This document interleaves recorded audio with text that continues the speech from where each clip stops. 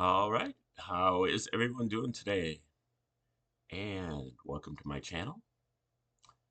This channel is for educational purposes. We check out great theories, concepts, and discoveries that you're probably not familiar with because they've been suppressed.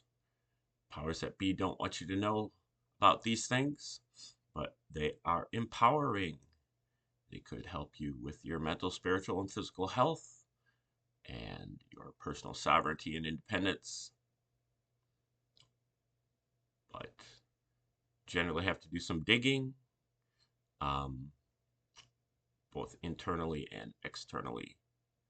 But this is a new segment, fairly new segment that we have called Your Blind Side.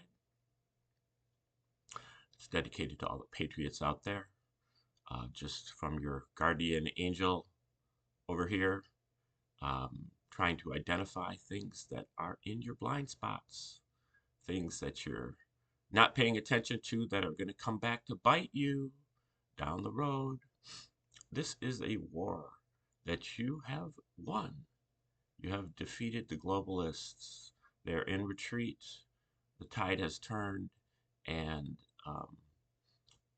there will be nothing but winning ahead. But those victories could turn out to be Pyrrhic victories if we don't move forward with a workable platform. And that workable platform does not include some of the things that you hold dear. And so there's going to need to be some more digging that's done, um, especially as you go further back in time. You've done the digging on the 20th century and the 21st century, but there's a lot of lies that you have accepted, um, going way back, all the way back. And this is particularly true of religion. And that's why I would tell you neither Judaism nor Christianity, nor really any other religion, is going to be a workable basis, a workable foundation to move forward upon. But in particular, Christianity, um, as I would say, out of the five major Western religions, Christianity is my favorite, but and I think it does inculcate some positive values, but nonetheless, the main criticism that I have of Christianity is that it is not true. It is a fictional story. It was created by the Romans as a psychological operation. You know, a psychological operation, something that you've been researching throughout the 20th and 21st centuries. You know, Kennedy assassination and every false flag out there. Your, um, you know, emergency number uh, event, and really everything else out there. All of the major wars that we've ever gotten into. Um, these are all, related to psychological operations. Well, they didn't just start in the 20th century. They've been going on since ancient days, and the Romans were masters of the psychological operation. In fact, the Romans created like at least half a dozen religions in the first century. Um, and for propagandistic purposes. Christianity was just one of many.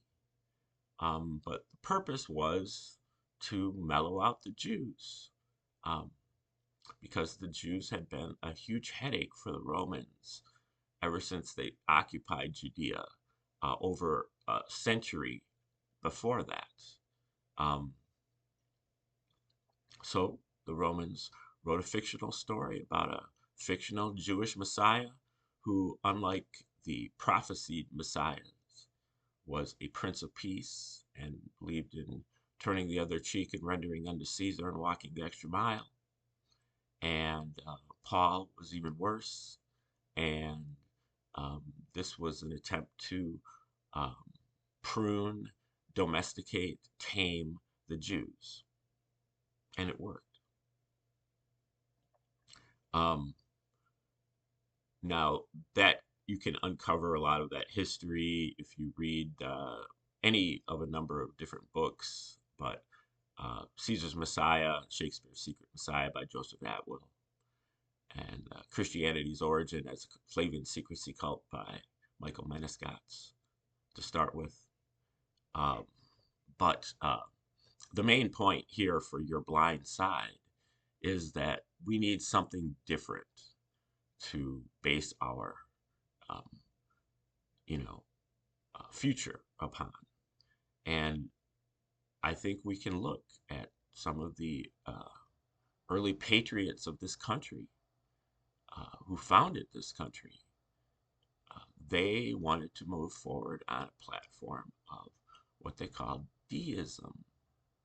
Deism was a 16th, 17th, 18th century philosophy slash religion that was kind of in vogue a little bit in Europe and America at this time, and um, was considered to be pretty heretical by your Orthodox Christians. But the basic idea for deism is the belief in one God who is good, who has endowed human beings with higher mental and spiritual faculties, such as reason and curiosity and wonderment and intuition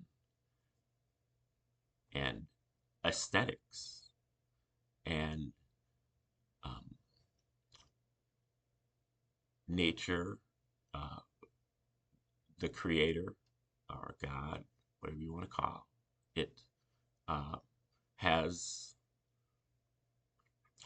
uh, you know, signed their name in nature and in the laws of physics and math and geometry.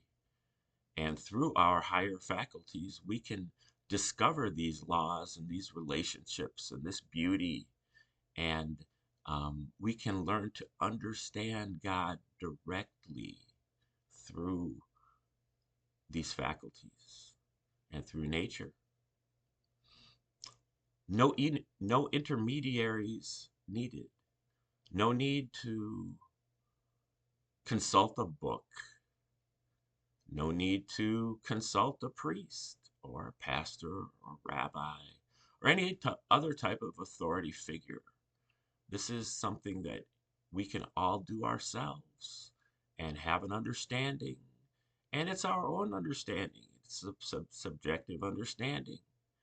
Um, and I think that closes off a lot of the potential divisiveness of religion in general.